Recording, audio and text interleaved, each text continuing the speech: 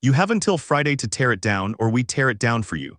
That's what she said to me, standing in my own driveway, pointing at a basketball hoop my son built with his grandfather 3 summers ago.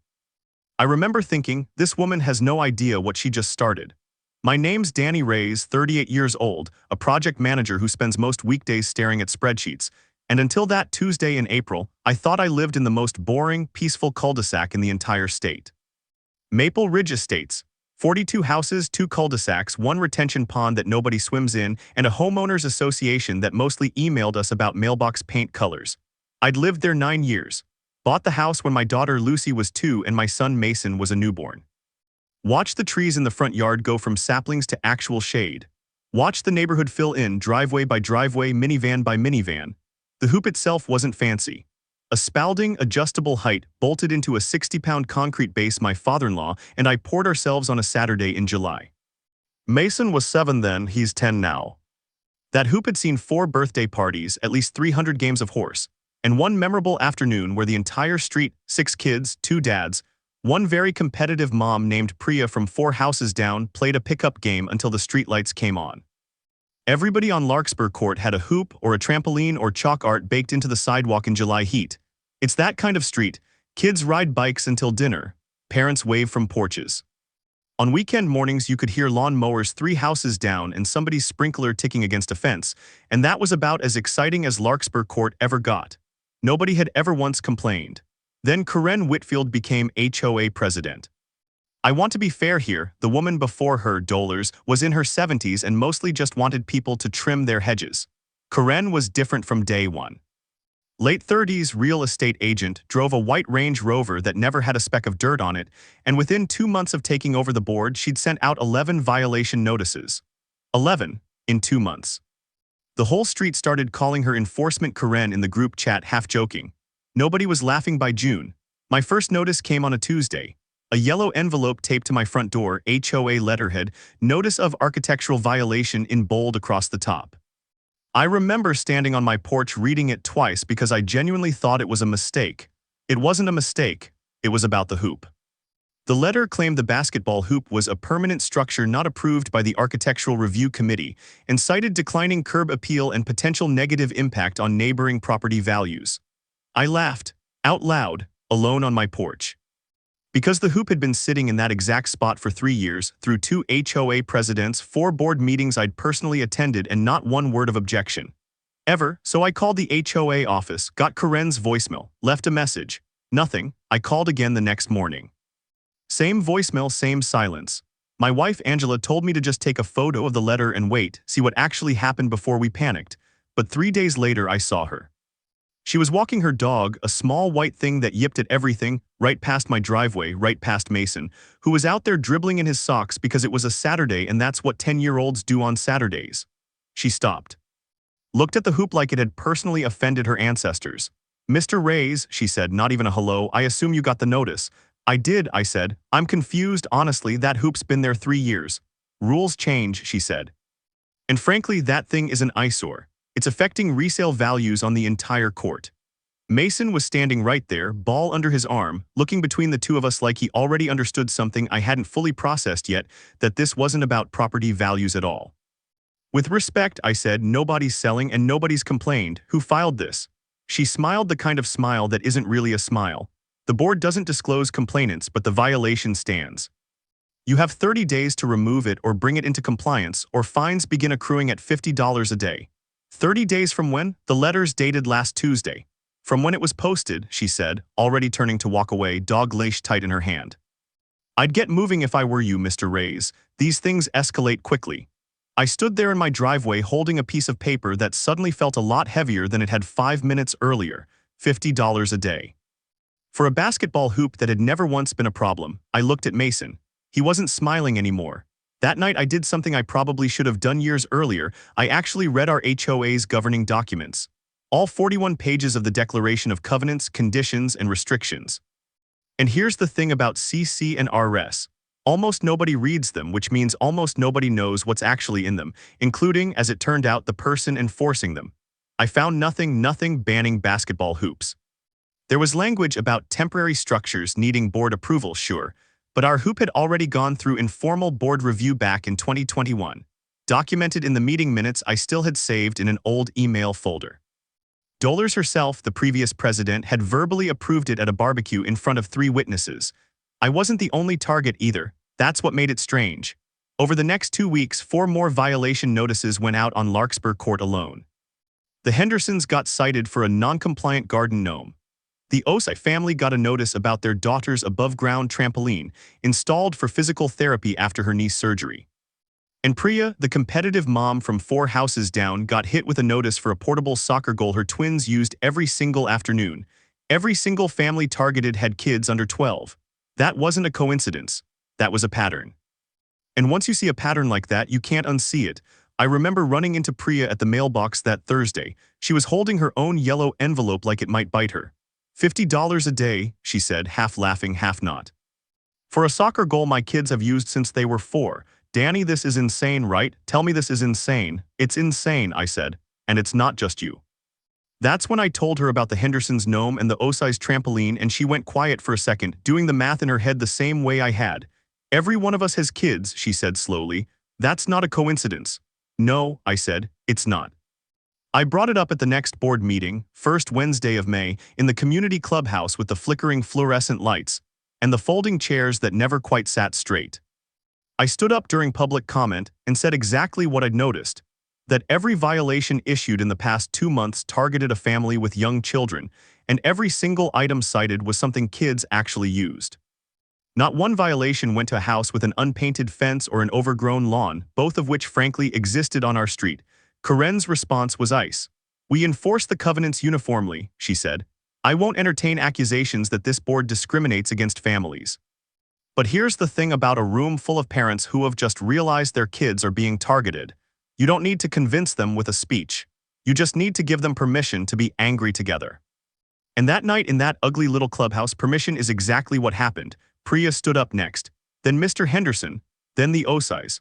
One by one, 7 different families described getting notices in the same 6-week window, all involving children's equipment, all citing the same vague curb appeal language. The board secretary, a quiet older man named Walter, started taking unusually detailed notes. I noticed that. I filed it away. Karen adjourned the meeting early, 20 minutes early, said the board needed to review documentation before continuing discussion. As people filed out grumbling, Priya caught my eye and mouthed 3 words. This isn't over. She was right. It wasn't. Because 2 days later my fine notice arrived, not a warning this time, an actual invoice. $200. $50 a day for 4 days. Retroactive to a date before my 30-day period had even technically expired. I sat at my kitchen table that night with the invoice next to Mason's math homework, and something about seeing those 2 pieces of paper side by side, his times tables, her fabricated fines, made the whole thing feel personal in a way it hadn't before. That's when I stopped being confused and started being furious, in the calm, methodical way that gets things done. I called my cousin Rita, who's a paralegal, and asked her flat out, can an HOA fine you for something the previous board approved verbally at a barbecue with witnesses? She laughed, then got serious fast. Get me everything, she said. Every email, every meeting minute, every text from other homeowners, today, not tomorrow, Danny, today. I could hear her typing already mid-call, pulling up something on her end. These boards count on people just paying the fine because it's easier than fighting, she said. Don't be easier. I spent that whole weekend building a folder. The 2021 meeting minutes referencing the Hoop's informal approval. Screenshots of the HOA's own newsletter from that same year, featuring a photo taken by the HOA itself of neighborhood kids playing basketball at my hoop, captioned Maple Ridge, a great place to grow up. The board had literally used my son's basketball hoop as marketing material 2 years before deciding it was a violation. Rita found something bigger, though, under our state's HOA statutes. A board cannot selectively enforce covenants, meaning if similar structures exist unaddressed elsewhere in the community, while specific homeowners are targeted, that's grounds to challenge the fine entirely, and in some cases, grounds for a homeowner to request removal of board members through a special petition. Our state also required 30 full days' notice before fines could legally begin accruing, not the 26 Karen had given me. Then Priya called. She'd been busy too. Her husband worked in county code enforcement and confirmed the HOA's own guidelines required a documented board-approved inspection before any violation notice, Something Karen had apparently skipped for every single one of the 6 notices sent that spring. No inspection reports existed. None, because none had happened. We had her not on opinion, on paperwork. By the following Tuesday, 7 affected families had signed a joint petition demanding an emergency special meeting, citing selective enforcement, procedural violations, and a request for a formal vote on removing the sitting HOA president. Under our bylaws, a petition signed by 20% of homeowners triggers a mandatory meeting within 15 days. We had signatures from 31 households, not just the 6 targeted families, 31. Because it turns out everybody had been quietly annoyed about something for months, and this was the spark. The special meeting was set for a Thursday night, 7 o'clock, and this time the clubhouse couldn't hold everyone. People stood along the back wall. Someone brought extra folding chairs from their garage.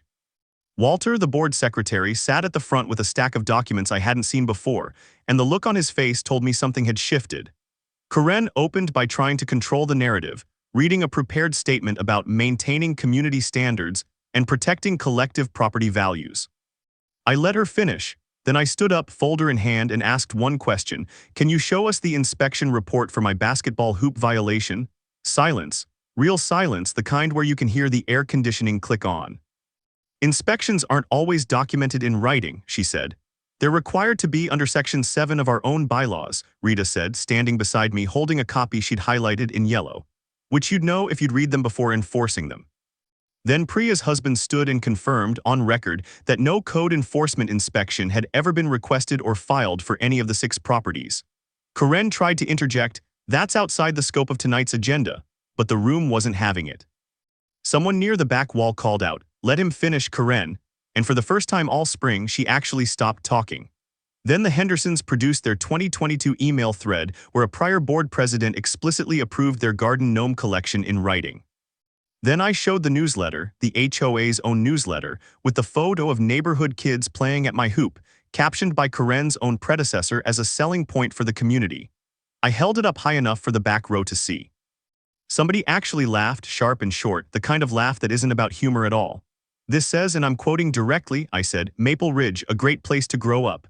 Using my son's hoop, 2 years before you decided it was destroying property values." Karen's jaw tightened. "Photographs aren't approvals," she said. "No," Rita said, "but documented meeting minutes are, and we have those too." Walter finally spoke, adjusting his glasses, voice steady but clearly nervous. Said he'd pulled the last 2 years of violation records himself, quietly, over the past week, out of a concern he hadn't voiced to anyone until that moment. He found that every single fine issued during Karen's presidency had gone to a household with children under 13. While 3 other documented violations, an unregistered boat trailer, a fence painted the wrong color, and a shed built without permits, all belonging to homes without kids, had received no notices at all. He read the addresses out loud one by one and let the silence do the rest. You could feel the room turn, not loudly, just completely. Chairs creaked as people shifted to look at each other instead of the front table. Somebody's toddler babbled in the back and nobody shushed him, because for a second, nobody was really listening to anything except the sound of a woman's excuses running out. The vote happened that night. Removal of Karen Whitfield as HOA president, effective immediately, pending a full review of all fines issued during her term. 38 in favor, 2 abstentions. Karen herself didn't vote. She left before the count finished, Range Rover pulling out of the clubhouse lot a little too fast for someone who'd spent 2 months lecturing us about neighborhood standards. Within a month, every single fine from that spring was reversed. Mine, the Hendersons, the Osai's, Priyas. All of it refunded, with a formal written apology from the new interim board acknowledging procedural failures in enforcement. My hoop stayed exactly where it's always been. Mason didn't even fully understand at 10 how close he'd come to losing it. He just knew the games kept happening every evening, same as always. Angela framed the retraction letter, actually framed it, and hung it in the garage right above the workbench where the concrete for that hoop had first been mixed 3 years earlier. She said it felt like the right place for it. I didn't argue. The board eventually voted on something else too, something I'm honestly proud of. A new bylaw drafted by Rita and Walter together, requiring documented inspections and equal enforcement standards for every future violation notice, plus a clause explicitly protecting recreational equipment for children, hoops, trampolines, goals, swing sets, from being classified as architectural violations at all. They put my son's name on it in the meeting minutes, half as a joke, half not. The raise clause. Mason thinks that's the coolest thing that's ever happened to him. Honestly, some days I think so too. Here's what I keep coming back to. Months later, standing on that same porch, coffee in hand, watching Mason and the neighborhood kids play under that same hoop on a warm evening in early fall. It would have been so easy to just take it down. 30 days, some sandpaper, an afternoon with a wrench, and the whole problem disappears. Quiet, no conflict, no confrontation with a woman who clearly enjoyed having power over people, but quiet isn't always right. Sometimes the loudest thing you can do for your kid is refuse to be quiet when someone's wrong, and trust that if you just read the paperwork, ask the right questions. And find the other parents who have been feeling the same thing. The truth has a way of standing up for itself in a room full of people who have had enough. If this story hit home for you, if you've ever had a boss, or a Karen in your life try to convince you that you were the problem when you knew you weren't, do me a favor and drop a comment telling me your version of it. I read every single one. And if you want more of these, you know exactly what to do. Subscribe, stick around, and I'll see you in the next one.